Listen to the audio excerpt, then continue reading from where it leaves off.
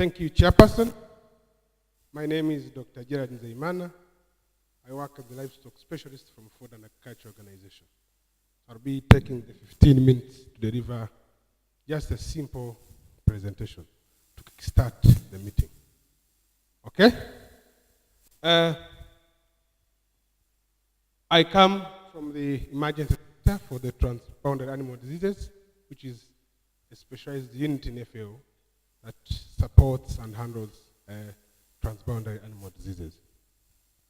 On an occasion like this, of industry players, business leaders, I'll straight away take you to some of the technical aspects that we have been working on. And contextually, this is what I want to bring up. And we all know that Uganda is going to transform extensively in the next coming 30 years and more. The economists who are there already know this, that we shall be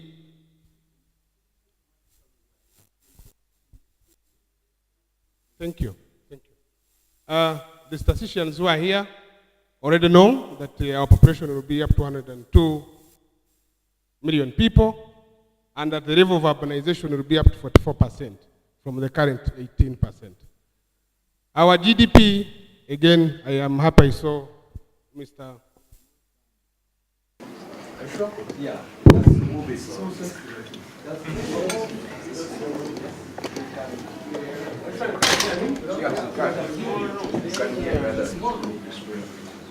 Okay, thank you. Our GDP will increase up to 175%. The economists can attest to this. And because of this transformation, for the last 1 year, FAO, my Minister of Health, Water and Environment, have been implementing a project called Africa Sustainable Livestock 2050. And to really further understand how this transformation is going to impact on Uganda. And as such, the program that was aimed to build a policy framework for a sustainable development of the livestock sector has been ongoing for the last 2 years. And in summary, this is the project we were working with. We were trying to characterize the livestock sector as of today. And after characterization of the livestock sector as of today, explored the future to anticipate all the possible transformations of the sector. And after that, we shall be going this year into the possible policy actions to ensure a sustainable future of livestock. That was our project in summary. And this is partly what we did. We were able to map out where the production systems are within the country. And we saw how the production systems are currently interacting with the environment, the public health, which is very key, and then the livelihoods. We went ahead to look at the determinants of livestock sector transformation, and key among them, we have already highlighted the income growth, which is the GDP increase, the urbanization, and population growth. These are facts that you already know, and they will play a big part as far as the livestock sector transformation is concerned. We went ahead to look at, this is known again, the urbanization and population growth in Uganda. We currently have up to 18% of Ugandans living in urban areas and 82 in rural areas. 2050, which is about 3 years from today, we are likely to be 44% of 102 million living in urban areas, and up to 56 will be living in rural areas. This is a big leap.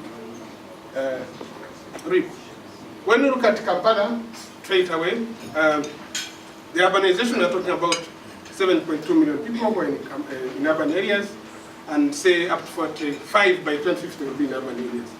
Kampala was like that in 1984. We had so much green. Okay? In 2016, the green is going away. And in 2050, when you have 9.4 million people, you can see there's barely no green. This is definitely going to happen in most areas. The projected per capita income 5. The projected per capita for Uganda and among other countries, we see, of course, Uganda is just way above Ethiopia, and say this is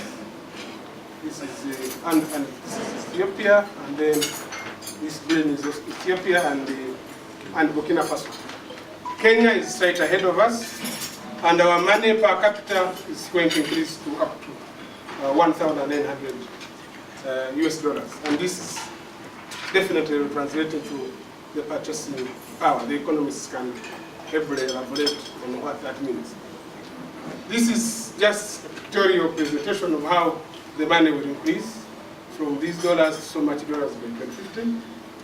And then, again, within IGAD region, we see so much consumption of livestock products, increasing for both the beef, poultry, small ruminant meat, that's goats and beef, sorry, and chevron and milk. All of them are increasing.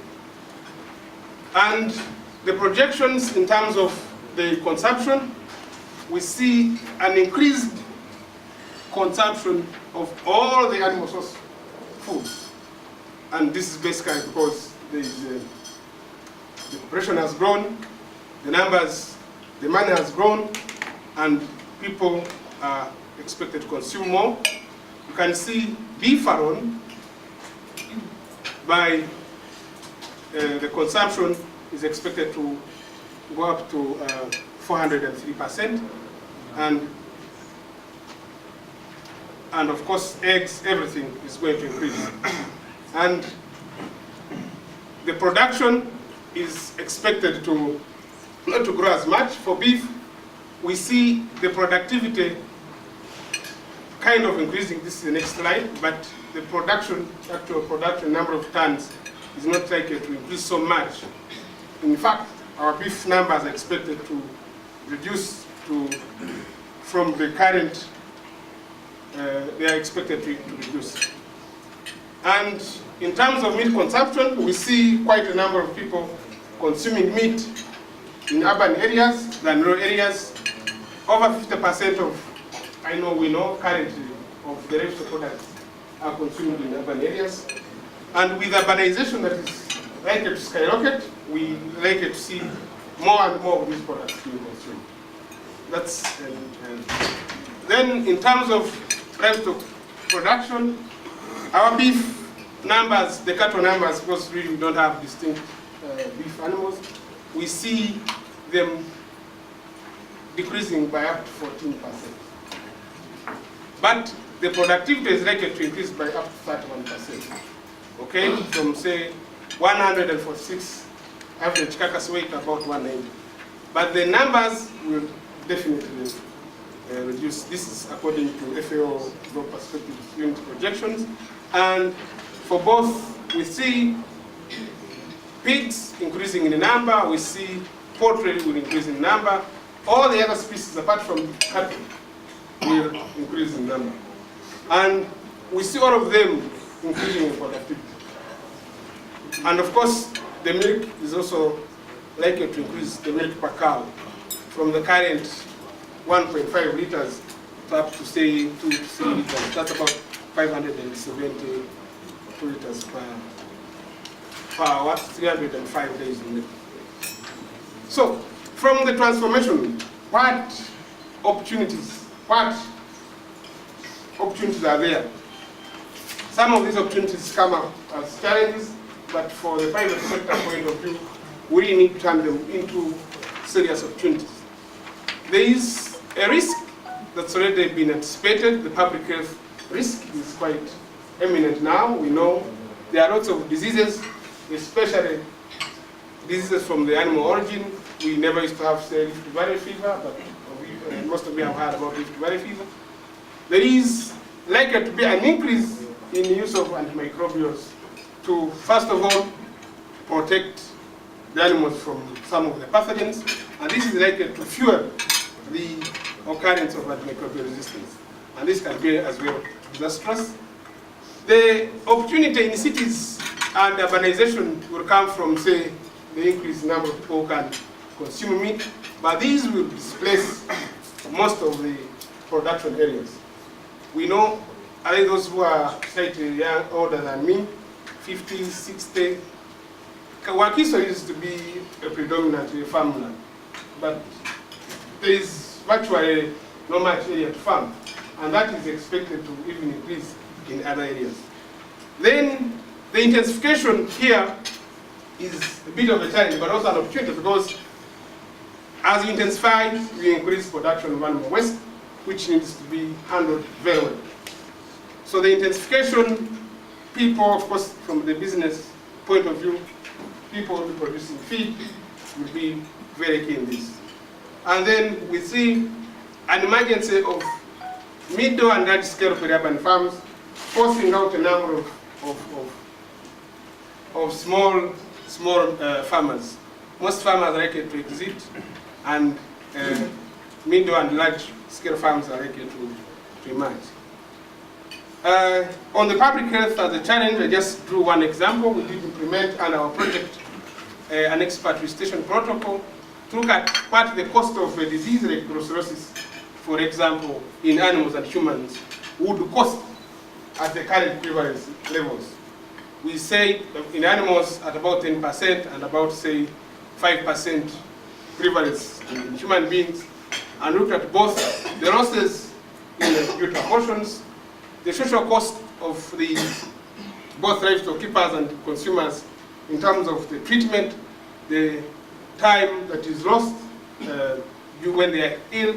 We came to up to say, we could see up to 145 billion Uganda shillings was lost, for example, for the year 2017, which is virtually, fortunately the PS is here, this is virtually up to 20% of its budget.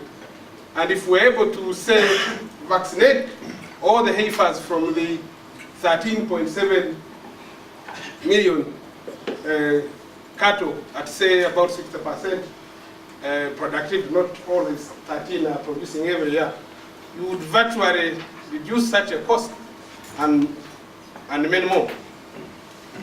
Another one, we did a simple study for an FMD outbreak in one of the districts, on the two districts in Karamoja, and we saw that for the time the quarantine is implemented, you have up to 40 billion Ugandan shillings being lost over a period of 6 months.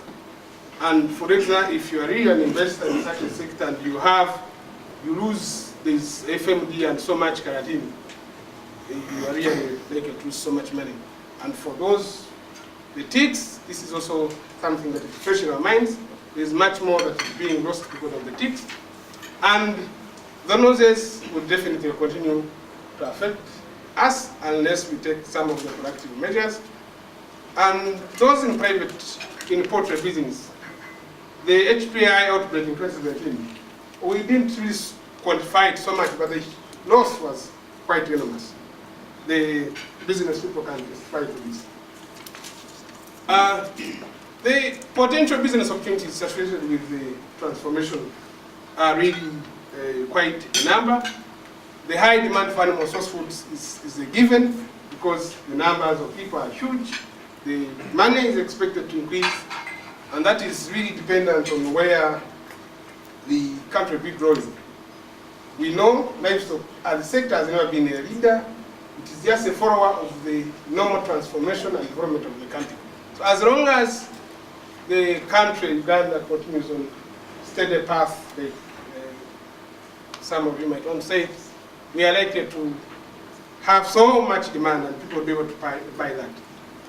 The animal production, I've just talked about the intensification, the issue of quality genetics, high value feeds, reliable water, and handling infrastructure. This is another given. As we intensify, it's expected that we really have to look into genes. Marguerite is here working in the private sector. I see John's around. It's quite a very big opportunity. The private sector, private extension services is another key area to complement the government efforts. Diagnostics, environmentally sustainable investments, mobile slaughter facilities, lab facilities to support monitoring, say residues. We've just talked about AMU, that is antimicrobial use, that is going to be big issue. And then disease control. We see vaccination being key in disease control. And so the investors who are here could begin thinking about how they can work with government to establish some of the vaccine production centers for us to be able to control some of the diseases that we're talking about. Social impact bonds, the economists who are here can ably explain this. Investment in research-oriented outputs for novel discoveries, drugs, and workable models. In conclusion, allow me to say that the sector is going to grow because of primarily the increase in demand. The demand will force the sector to grow, and the challenges associated with this growth are real, and we must take action today. And our task as both private sector, international community, the public, is to ensure the growth is sustainable and the value chains that are likely to emerge are also sustainable. With that, ladies and gentlemen, allow me to conclude by emphasizing that yes, we are looking at this, but our space is getting smaller and smaller. This fish in 19th century was alone, but 21st century is struggling for help. I thank you so much.